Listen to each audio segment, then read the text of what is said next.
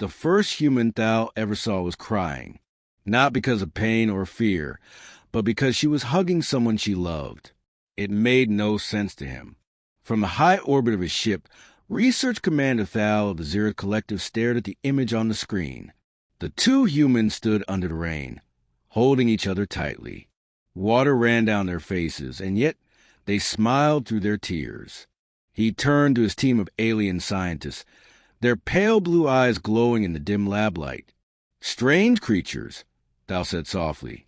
"Emotion rules them. No logic, no order. For the Zereth, emotion was considered a sickness. Their society was built on reason, precision, and cold understanding. They lived by data, not feeling. But humans were chaos wrapped in skin. Still, Thal was not a fool. Chaos could be powerful. And that power was what brought him here, to the blue planet humans called Earth. For months, Thal's team had studied humans from a distance. They hid their sleek black research vessel high above the clouds, using drones smaller than insects to observe cities, towns, and battlefields. The mission was simple: study the strange phenomenon humans called pack bonding. It was a human ability to form deep emotional connections, to stand by others even when there was no logical reason to do so. The Zereth High Council believed this bonding was what made humans so resilient. If the Zereth could understand it, they could control it. If they could control it, they could use it.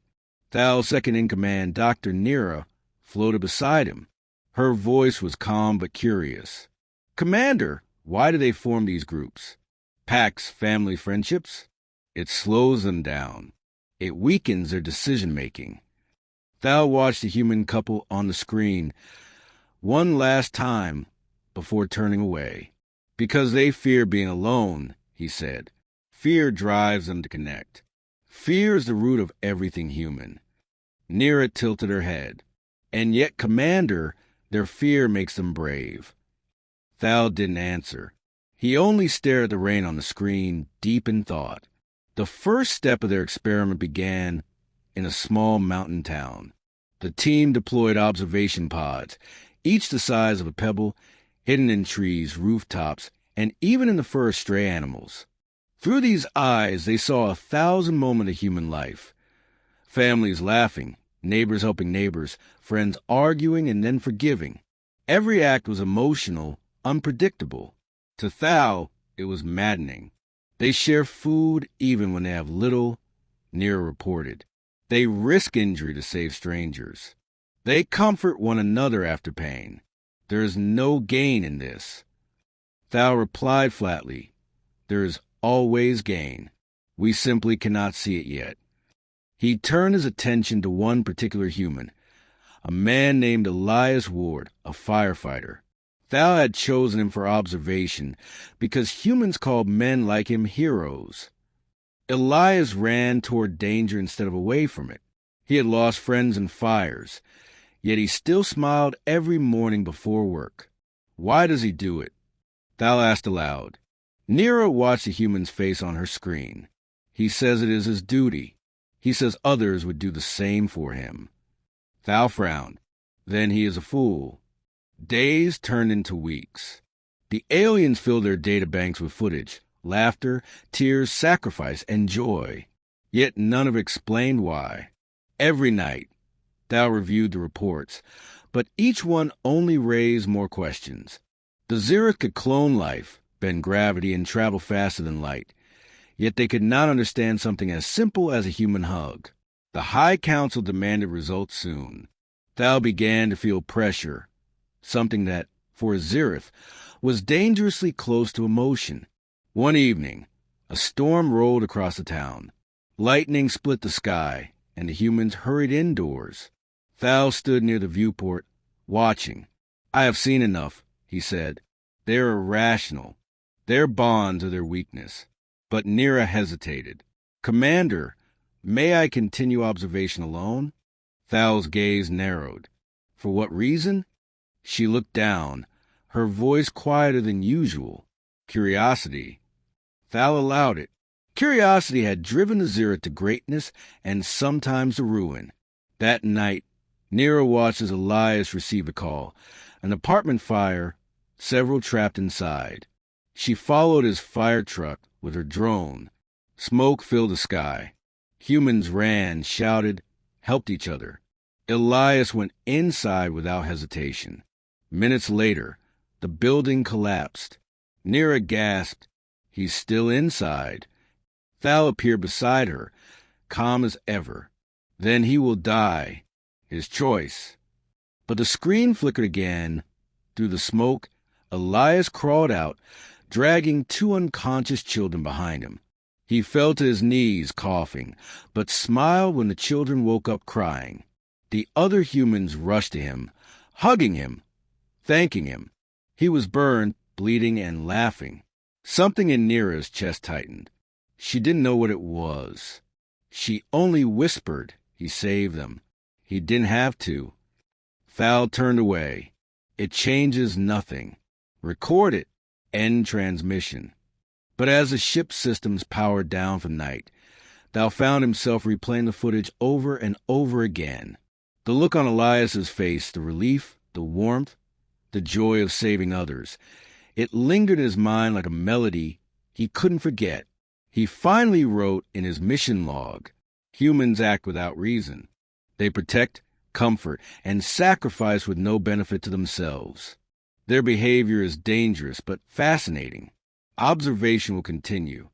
Outside, the planet turned silently below, filled with billions of creatures bound by invisible threads of loyalty and love. And high above them, the cold-hearted aliens watched, not knowing that soon they would be the ones who changed. For weeks, the alien ship stayed hidden in the clouds above Earth. From their invisible orbit, the Zereth scientists continued their quiet study. But something was changing inside them. Dr. Nira, who once believed humans were foolish and reckless, found herself watching one particular family more than the others. It was the Ward family, the same family of firefighter Elias Ward. He lived with his wife, Anna, and their young daughter, Lila. They weren't rich or powerful. They just lived in a small house on the edge of the mountain town. Yet, to Nira, they were more fascinating than any experiment she had ever run. Every morning, Elias woke early to make breakfast for his daughter before leaving for work. Every evening, he returned home tired, but smiling. He never complained. When storms came and power went out, the family sat together by candlelight, telling stories, laughing, and holding hands. Nira recorded hours of this behavior. She filled her notes with lines like, "Humans comfort one another even without need," and "emotional contact seems to give them strength." But what she didn't write in her report was that she enjoyed watching them, the warmth in their voices, the way Anna brushed her daughter's hair. Even their small arguments felt alive. One night, while Nira was reviewing data, Commander Thal entered the observatory chamber. He stood tall and silent, his silver skin reflecting the glow of the monitor. "You are watching the same human again," he said. "Explain." Nira turned slightly. "Their behavior is consistent, Commander. Strong emotional connections. Continuous displays of empathy. They represent the ideal test subjects." Thal's voice remained cold. "Or you have grown attached." Nira froze. On Zereth, attachment was considered a defect, an illness of the mind. "I am only observing," she said quickly. Thal gave a small nod, but his eyes lingered on the screen longer than necessary. On it, the little girl Lila was hugging her father goodnight. For a brief moment, even Thal seemed to hesitate before turning away. 2 days later, disaster struck the town. Heavy rain began to fall without warning. Rivers rose. Streets turned to streams. By nightfall, the whole valley was flooding. From the observation deck, the Zereth watched chaos unfold. "Hundreds of humans are trapped," said one of the scientists. "The storm is increasing in intensity. Many will not survive." Nira's heart, or whatever her species called the thing that beat inside her chest, tightened. Elias's family, she whispered. Their home is in the lower area. They're in danger. Thal gave a simple order. We do not interfere. Record the results.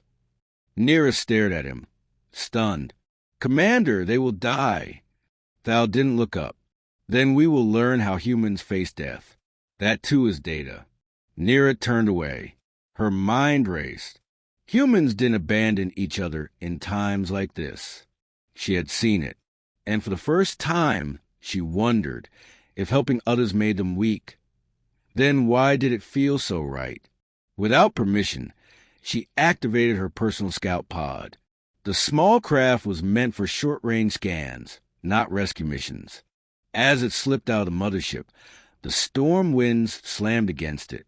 Lightning flashed across the sky. She could barely see through the rain. Dr. Nira returned immediately. Thal's voice echoed in her communicator, but she ignored it. Down below, the town was chaos. Humans shouted to one another through the storm, forming rescue chains, pulling people from rushing water. Even in danger, they were working together. Nira's scanner locked onto the ward home. The structure was half submerged. She found Anna and Elias clinging to a tree branch, shouting for their daughter. Lila was missing. Nira landed her pod behind a cluster of rocks, activating her cloaking field. She stepped into the freezing rain, searching. Small life form detected, 20 meters west. Her visor reported. Following the signal, she found a little girl trapped inside an overturned car, water rising fast. Nira's claws cut through the metal easily. She lifted the child out and carried her to safety. Lila's eyes fluttered open. When she saw the strained blueskin being holding her, she didn't scream. Instead, she whispered, "Are you an angel?" Nira froze. "No," she said quietly. "Just a scientist." The child smiled weakly. "You came for me." And before Nira could react, Lila wrapped her small arms around Alien's neck. It was the first time a human had ever touched a Zereth. Nira didn't understand the feeling, but it felt warm. Moments later, Elias and Anna ran toward them. Their faces turned from fear to shock, then gratitude. They didn't run. They didn't attack. They just took their daughter from Nira's arms, crying and thanking her again and again. Then came the sound, distant sirens, searchlights, people shouting. Humans had seen her. Nira backed away, heart pounding. Her cloak was flickering from the storm. Elias reached out. "Wait, please don't go." But she turned and vanished into the rain, racing back to her pod. As it lifted into the clouds, she looked down one last time. The humans were hugging again, soaked and shivering, but alive. Back aboard the ship, Thal was waiting. His expression was unreadable. "You disobeyed a direct order," he said. "Yes," Nira answered. "And I saved a child." Thal's eyes glowed faintly. "Do you think that matters?" Nira met his gaze. It mattered to her. For the first time, Thal didn't respond. He only looked out the viewport at the dark earth below. Later, when he wrote in his mission log, his hands paused before typing. Subject: Nira violated protocol. However, her actions produced an unexpected result. The humans responded with gratitude, not aggression. Hypothesis: emotional contact creates stability, even between species. Further study required. And though Thal would never admit it out loud, he kept replaying the same moment in his mind. That tiny human voice calling out through the storm. "You came for me." After the storm, Earth grew quiet again. But aboard the hidden ship in the clouds, the silence was heavy. Commander Thal stood in front of the main viewport, his hands clasped behind his back. Below him, the town's lights flickered like tiny fires in the dark. Behind him, Dr. Nira waited, her head lowered, her voice calm, but her mind racing. She had broken Zereth law. She had saved a human child. Thal finally spoke. "You interfered. You risked exposure. And yet," He turned to her slowly. The humans did not attack. They thanked you. Nira nodded. Yes, Commander. They reacted with care, not violence. Even in fear, they chose kindness. Thal's tone sharpened. Kindness does not make them powerful. Nira met his eyes. Maybe it's why they are powerful. The room fell silent again. The other scientists shifted uneasily. For the first time, logic and emotion clashed in the same breath, and neither side won. From that day, Nira was not punished. Thal allowed her to continue her studies, but under strict supervision. He said it was to learn from the event. But deep down, something in him wanted to understand too. And so began the second phase of the experiment, close observation of human bonding in small groups. The Zirith chose 3 subjects. The first was Elias Ward, the firefighter who had unknowingly met Nira. The second was a group of elderly humans who met every morning at a small park to feed birds and talk about life. The third was a teenage boy and his dog, living alone after losing his parents. Nira studied them all, hour by hour. She saw patterns that logic could not explain. The old humans laughed at jokes they had told 1,000 times, yet each laugh felt new. The boy shared food with his dog before eating himself. And Elias, even injured from the storm, returned to rescue work the next week. When asked why, he smiled on camera and said, "If I don't, someone else might get hurt. That's reason enough." Nira watched that clip again and again. Reason enough, she whispered. It didn't sound logical, but it felt right. Weeks passed. The Zirith filled their archives with data. But something else filled the ship too. Something invisible, something unmeasurable. The crew began to change. Dr. Keln, the biologist, started keeping small plants from Earth samples because he said they looked peaceful. Technician Rob began humming the human songs they recorded, though she didn't understand the words. Even Thal, who once dismissed emotions as weakness, found himself drawn to the window each night, watching the little town below with quiet wonder. One evening, Nira brought Thal new footage. It showed Elias's daughter, Lila, drawing pictures. The child had drawn herself holding hands with a blue figure, an alien. Above the picture, she had written in shaky letters, "My angel friend." Thal stared at the image for a long time. "She remembers you," he said softly. Nira nodded. "Humans don't forget those who help them, even strangers." He placed the drawing down slowly. "They should fear us, but they don't." "Maybe," Nira said gently. "They see something in us we don't see in ourselves." Thal didn't reply. But that night, he stayed in the observatory long after everyone else left. Days later, a new problem arose. A small earthquake struck near the same town.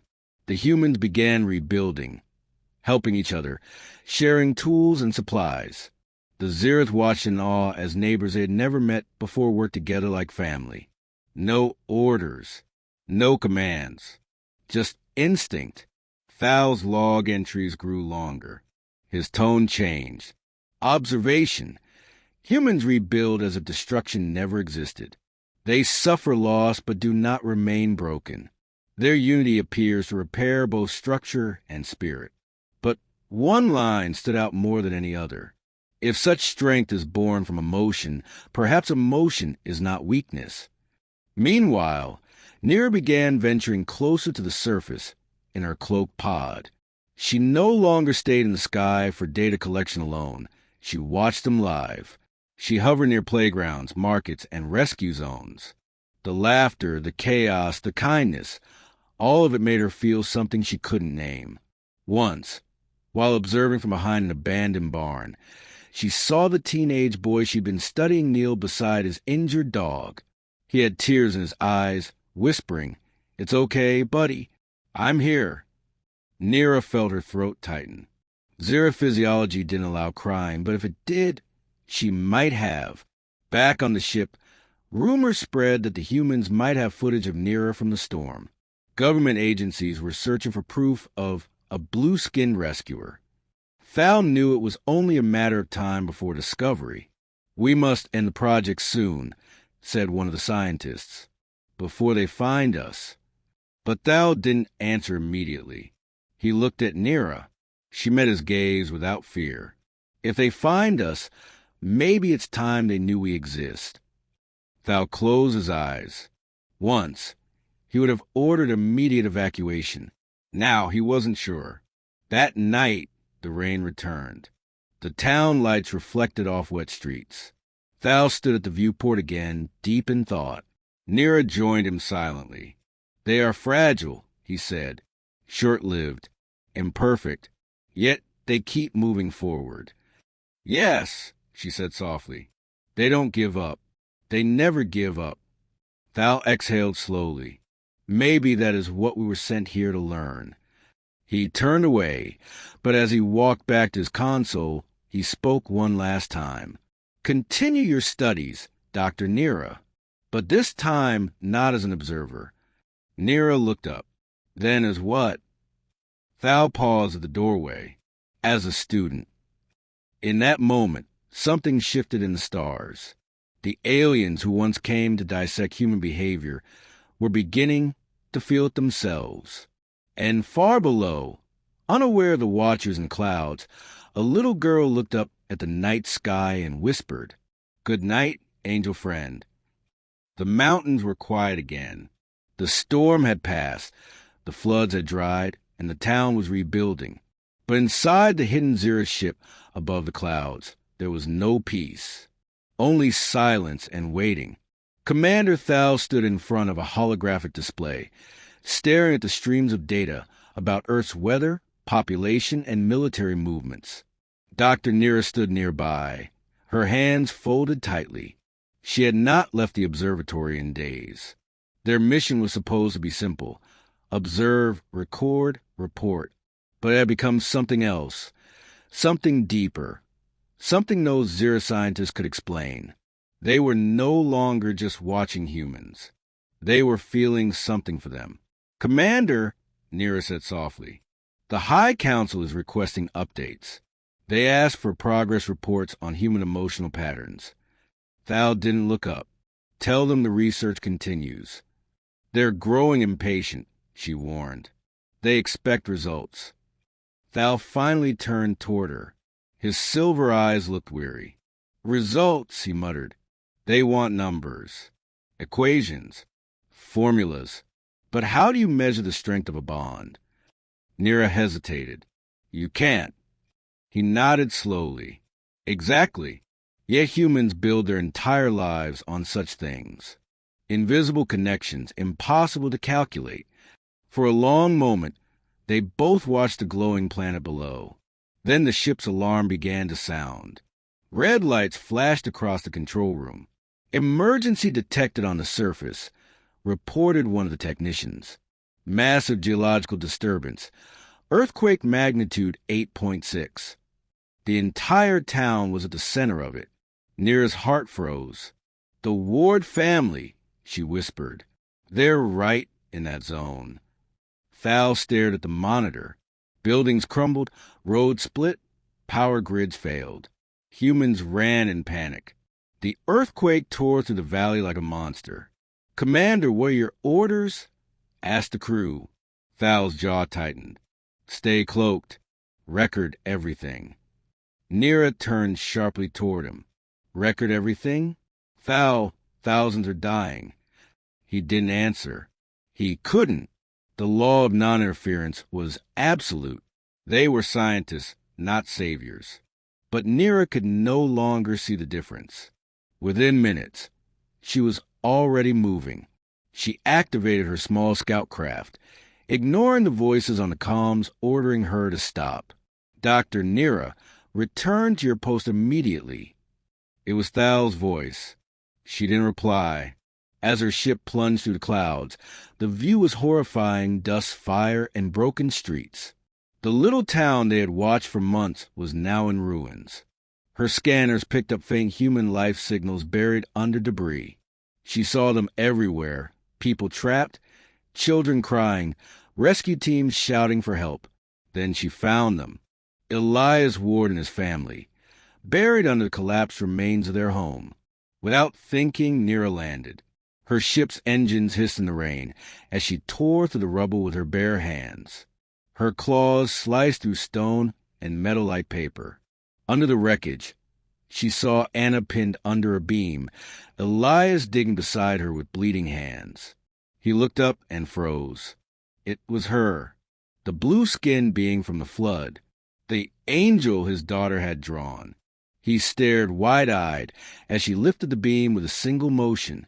Anna gasped for air, clutching her husband's hand. "Go," Neera said, voice calm but trembling. "Get her out." Elias didn't move at first, too stunned to speak. Then quietly he nodded. He didn't ask who she was. He didn't run. He just whispered, "Thank you." Above the clouds, the Zira ship shook. Thal watched the footage in disbelief. Neera's craft had lost cloak and power. She was visible now, to every camera, drone, and satellite on Earth. "Commander," a scientist shouted, "the humans will see her. They'll know." Thal's chest tightened. His orders were clear. If they were discovered, the mission must end by force if necessary. But as the screen showed Neera saving lives, lifting wreckage, pulling humans from danger one by one, Thal couldn't give the order. He whispered to himself, "She's doing what they would do." Down on the ground, the chaos grew. The quake had split gas lines. Fires erupted across the town. Neera helped form a human rescue chain, guiding people towards safety. She shouted commands humans didn't understand, but they followed her gestures, her tone, her urgency. Elias returned again and again to help her. They worked side by side, covered in ash and dust. At one point, when part of the building began to collapse, Neera shoved Elias aside and took the full hit herself. Metal slammed against her armor, sparks flying. She stumbled but stayed standing. Elias ran to her. "You're hurt." "I can handle it," she said. And she kept going. Hours later, as the fires died down, the surviving humans gathered in the open square. They looked up as a giant shadow passed across the sky. Thal's ship, descending silently through the smoke. For the first time, the Zirith were revealing themselves. The humans gasped, some kneeling, some cheering, some just staring in awe. The ship landed softly, its massive form gleaming in the dim light. Thal stepped out, surrounded by his crew. Neera stood before him, covered in dirt and blood, her eyes bright. He met her gaze, then looked at the humans around them, exhausted, injured, yet still helping one another. He spoke, his voice echoing, "We came to study you, but today you have taught us." No one understood the words, but they understood the tone. A small hand tugged at Neera's leg. It was Lila, smiling through the dust. "You came back," the girl said. Neera knelt, gently touching her shoulder. "Yes, little one, we came back." That night, as the survivors built fires for warmth, the aliens stayed among them. They shared their food supplies, healed the injured, and repaired machines. Humans told stories, sang songs, and laughed in exhaustion. The Zira didn't understand all of it, but for the first time, they felt part of it. From orbit, Thal recorded his final note for the day. "Today we broke every rule. We revealed ourselves. And yet they did not fear us. They welcomed us. Perhaps humanity's greatest strength is not its technology, but its heart. And perhaps, for the first time, we are learning what it means to have one." Morning came slowly after quake. Smoke still rose from the shattered town, but sunlight cut through the clouds, painting the ruins gold. Humans and aliens worked side by side, pulling survivors from debris, patching wounds, and sharing water. It was a sight no one could have imagined a day ago. And high above, satellites captured it all. Within hours, every screen on Earth was showing the same image. Blue-skinned beings helping humans. Commander Thal stood at the edge of the human camp, his boots covered in dust, his uniform torn. Children ran past him, laughing, handing him flowers as if he were one of them. He stared at the little yellow petals in his hand, confused. "These people," he muttered, "they should be terrified." Beside him, Nira smiled faintly. "Maybe they understand we mean no harm. They don't know that," he said, quietly, "and yet they trust." She looked toward the humans building a makeshift shelter out of broken wood and metal scraps. "They don't wait for orders," she said softly. "They just act. They move together. That's what we came to study, and now we're a part of it."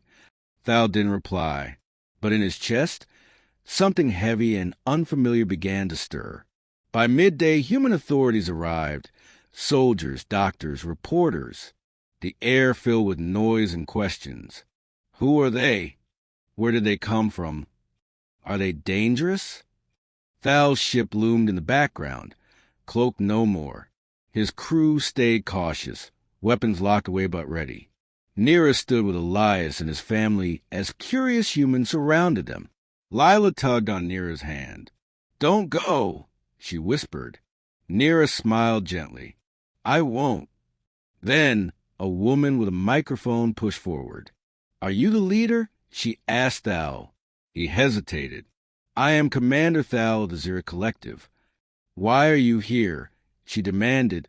"To invade? To control us?" Thal looked at the humans around him, injured, dirty, exhausted, but standing strong. He could have said 100 things, but he told the truth. "We came to study you," he said, "to understand why your species fights for one another, even when there is no reason." The crowd went silent. "And what did you find?" someone called out. Thal's voice was steady, but softer now. "That reason is not always logical, and yet it may be the most powerful thing in the universe." That night, the aliens helped rebuild the town's power grid using their advanced technology. Machines hummed. Lights flickered back on. For the first time since the quake, laughter filled the streets. Children climbed over alien cargo crates, handing fruit to Zira scientists. Elias and Thal sat near the fire, quiet but comfortable in the silence. "You could have left," Elias said finally. "You didn't have to help us." Thal stared into the flames. "Neither did you. Yet you risked your lives for strangers." Elias smiled. "Guess that makes us both fools." Thal almost smiled back. Perhaps, or something better. But peace never lasts forever.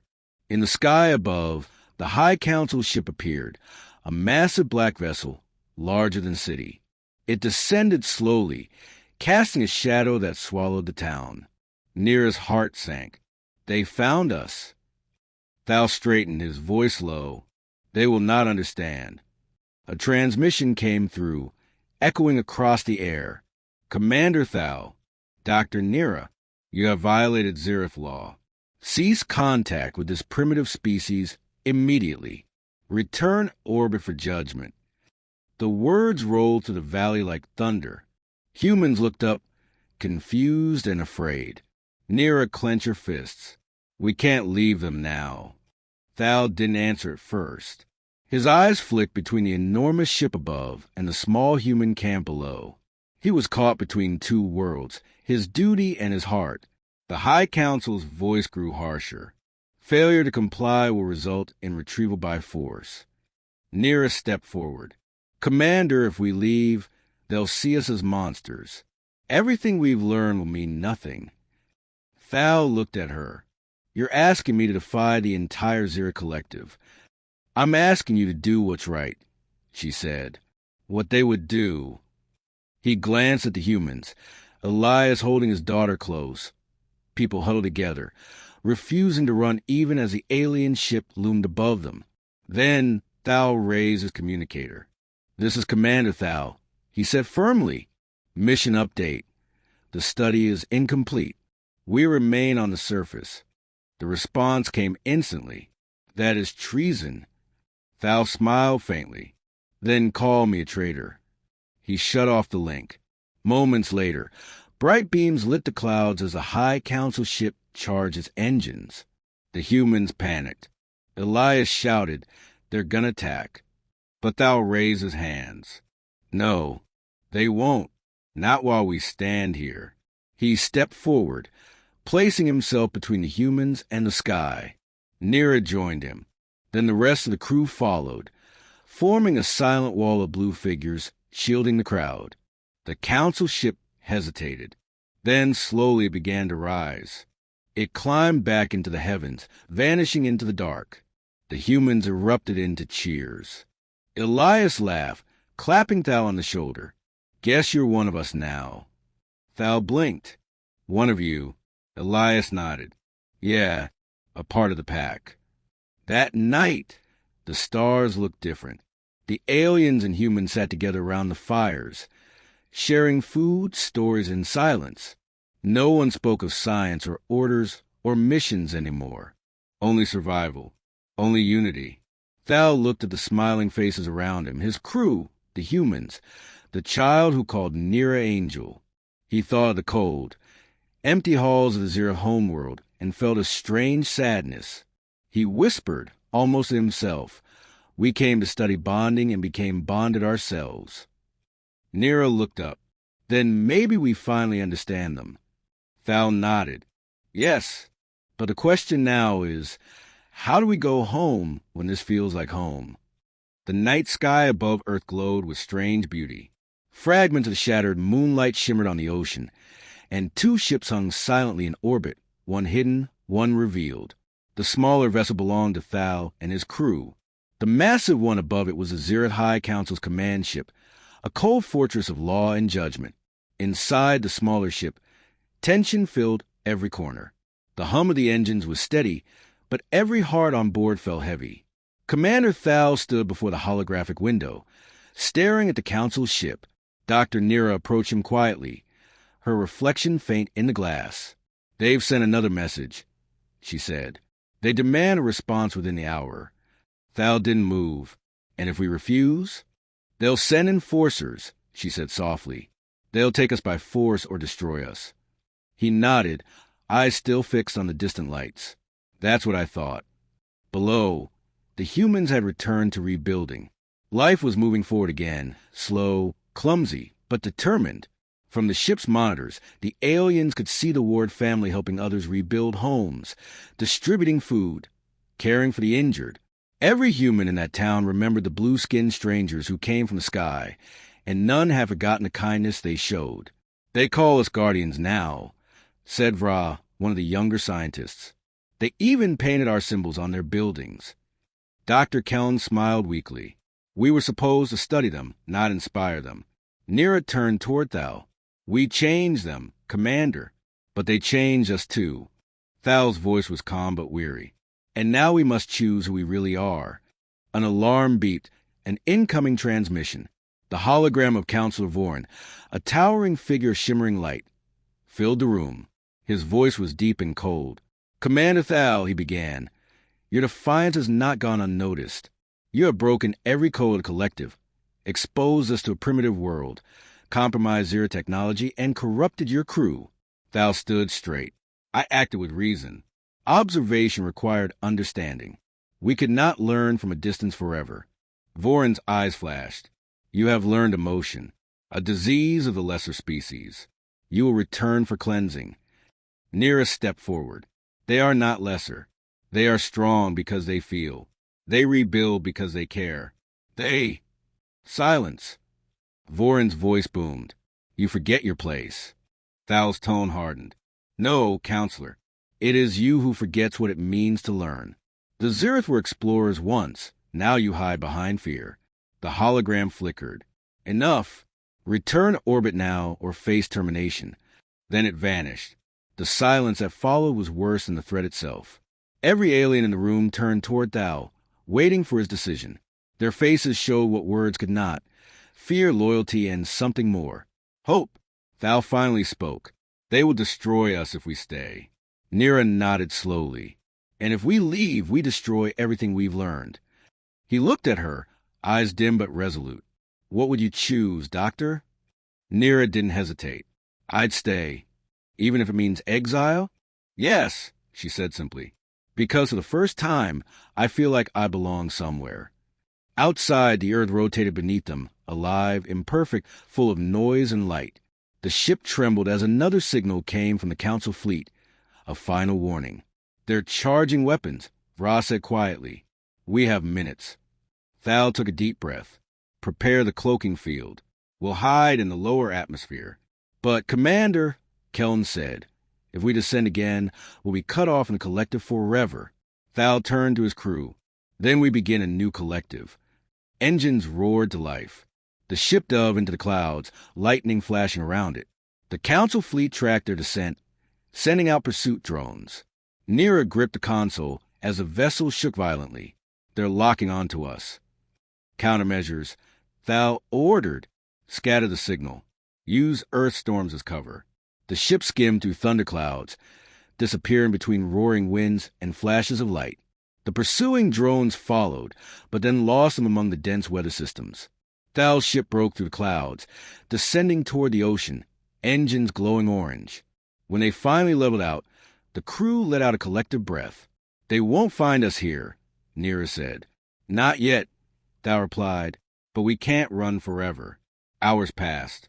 The ship hovered above the ocean, its reflection rippling on the waves.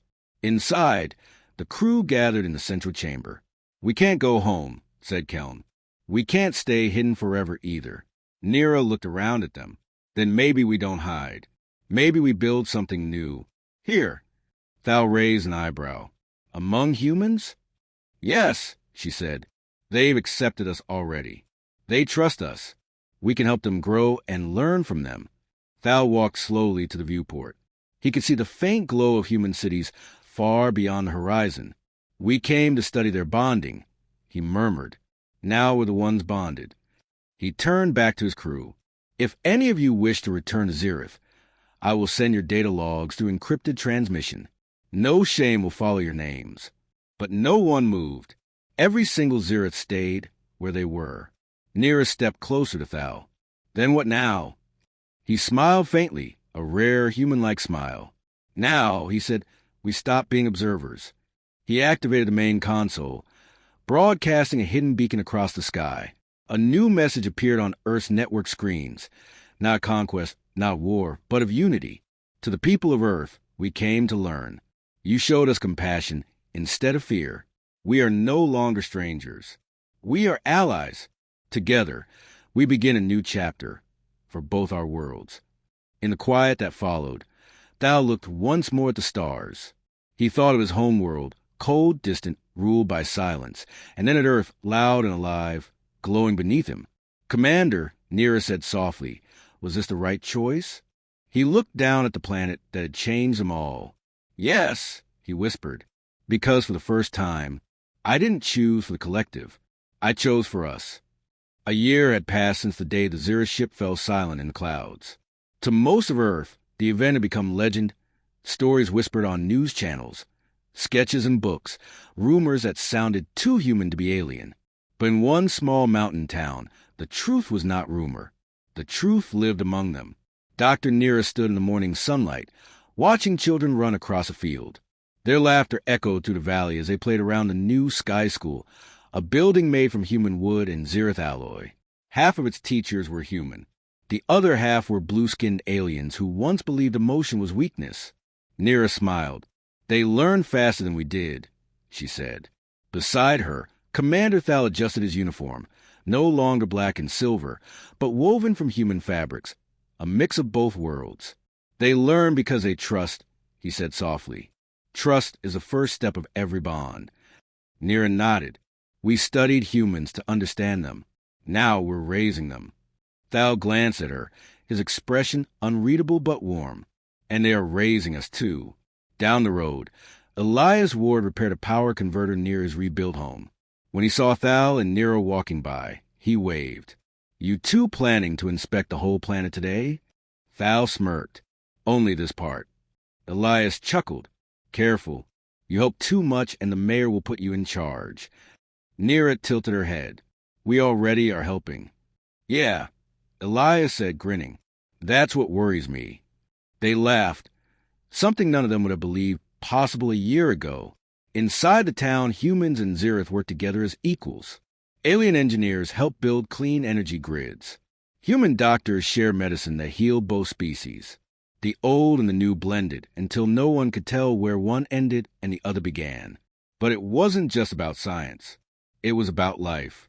In the evenings, humans invited the Xerath to their bonfires, teaching them to cook marshmallows and sing songs they couldn't pronounce. In return, the aliens shared tales of distant stars, worlds of crystal oceans and twin suns. Children listened with wide eyes. To them, the aliens weren't strangers anymore. They were family. That night, under a blanket of stars, thou stood before the town. A celebration was beginning, the first Unity Day, marking 1 year of peace. Fireworks glowed above them, lighting the sky in colors neither human nor Xerath had seen before. Elias handed Thal a small object. Here, the humans voted you get the first piece of cake. Thal looked down at the tiny candle flickering on top. Is this ritual? It's dessert, Elias said. It's how we celebrate. Nira leaned over. You blow on it. Like this. She demonstrated. Thal hesitated, then gently blew. The flame went out. The crowd cheered. He blinked, confused. I extinguish a light and they are happy? Nira laughed softly. Welcome to Earth, Commander. As the night went on, music played. Children danced. The smell of food and smoke filled the air. Thal wandered toward the edge of the crowd, watching quietly. A small tug pulled at his hand. He looked down. It was Lila, Elias's daughter, now taller, her face bright and curious. Commander Thal? She asked. Yes, little one. She held up a drawing. It showed blue and brown figures standing together, all smiling under a starry sky. At the top, she'd written, Our family. Thal crouched down. This is beautiful. Who are they? She pointed. That's you. That's Dr. Nira. That's me and Mommy and Daddy. We're all together. Like a pack. Thal's voice softened. A pack. Lila nodded proudly. That's what you call it, right? When people care about each other and don't leave anyone behind. He looked at the picture again. Shaky lines, bright colors, hearts drawn in corners. Something inside him moved. Something he still didn't have a word for. Then, yes, he said quietly. We are a pack. Lila grinned and ran off to show her friends. Thal stayed kneeling, staring at the paper like it was something sacred. Later, when the fire burned low and the stars brightened overhead, Thal found Nira watching the horizon. You're quiet, she said. I was thinking, Thal replied. A year ago, we believed connection was a weakness. Now I think it's what keeps us alive. Nira smiled. Humans call that hope. He looked at her. Do you think the Council will ever forgive us? She shook her head. Maybe not, but does it matter? Thal thought for a long moment. No, he said finally. Not anymore. They stood together in silence as a cool wind swept over the valley. Down below, laughter echoed faintly, human and alien voices blending as one. Before dawn, Thal recorded one last entry in his mission log, though he no longer thought of it as a report. Final note. The study of human bonding is complete. Hypothesis. Connection cannot be measured by data, only by heart. Outcome. Humans taught us that strength is not in isolation, but in unity. We came to study them. They adopted us. We are no longer observers of humanity. We are part of it. He closed the log, looking toward the rising sun. The light touched the mountains and the town and the faces of the people, both human and Xerath, who stood together, ready for another day. Nira stepped beside him. What now, Commander? He smiled faintly. Now, Doctor, we live. As the sun rose higher, children chased shadows across the grass. Elias fixed the roof while Nira taught science to eager young minds. And Thal, once a cold and distant alien, stood in the middle of it all, surrounded by laughter, warmth, and belonging. He finally understood the truth he had been searching for all along. Humans didn't just form packs. They built families. And this time, the aliens had been adopted too.